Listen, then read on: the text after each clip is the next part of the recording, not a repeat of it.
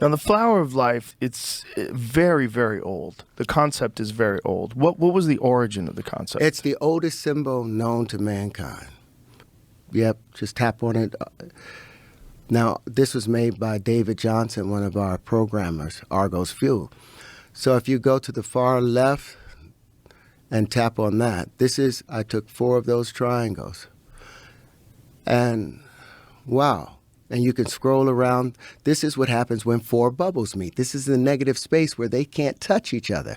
This is hydrogen. And as I was saying, electricity is always trying to get to the center of that triangle. If you go to what happens when 8 bubbles meet, they gave me the patents to that. I called that the tetraene.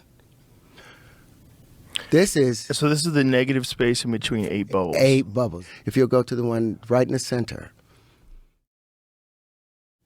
now you see that it has these huge bubbles, fast moving, but there's 6 strong spheres that's going around this, but the greater attractor has grabbed the 2 weaker attractors.